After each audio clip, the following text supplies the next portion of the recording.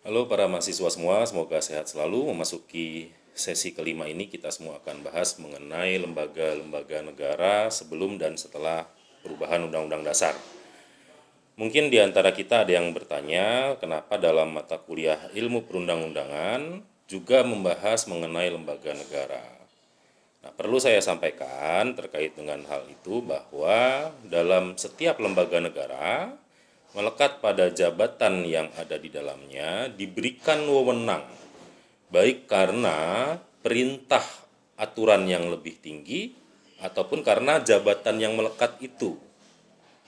Jadi karena perintah peraturan yang lebih tinggi ataupun jabatan yang melekat pada dirinya, maka orang-orang yang ada di lembaga-lembaga negara itu bisa membentuk satu peraturan-peraturan tertentu atau peraturan lembaganya sendiri. Nah, karena itu saudara mahasiswa, maka ada korelasi yang sangat erat antara lembaga negara dengan ilmu perundang-undangan.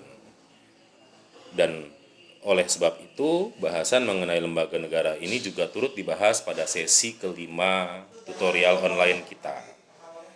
Saudara mahasiswa, kita pernah alami reformasi di tahun 98 yang pada akhirnya ada perubahan Undang-Undang Dasar sebanyak 4 kali, mulai dari tahun 99, tahun 2000, 2001, 2022, 2002, 4 tahap, 99 sampai 2002. Di situ dalam perubahan Undang-Undang Dasar terdapat perubahan lembaga-lembaga negara yang disebut di dalam Undang-Undang Dasar.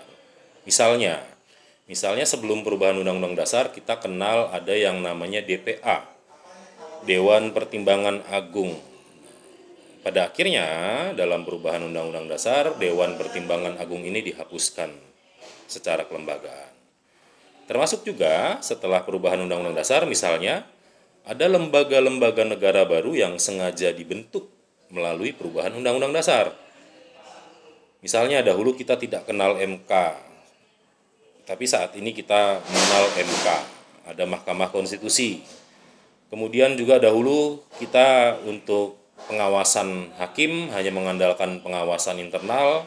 Kemudian pasca perubahan Undang-Undang Dasar ada Komisi Yudisial yang fungsinya Komisi Yudisial itu untuk menjaga martabat dan kehormatan hakim, termasuk di dalamnya mengawasi hakim sebagai pengawas eksternal. Nah, itu sepintas dari saya, saudara-saudara, mengenai lembaga-lembaga negara baik sebelum ataupun setelah perubahan Undang-Undang Dasar.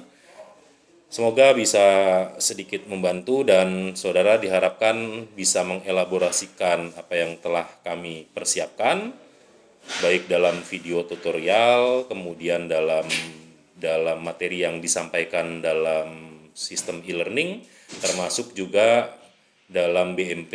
Itu harapan saya saudara bisa mengelaborasikannya dengan hasil temuan saudara sendiri.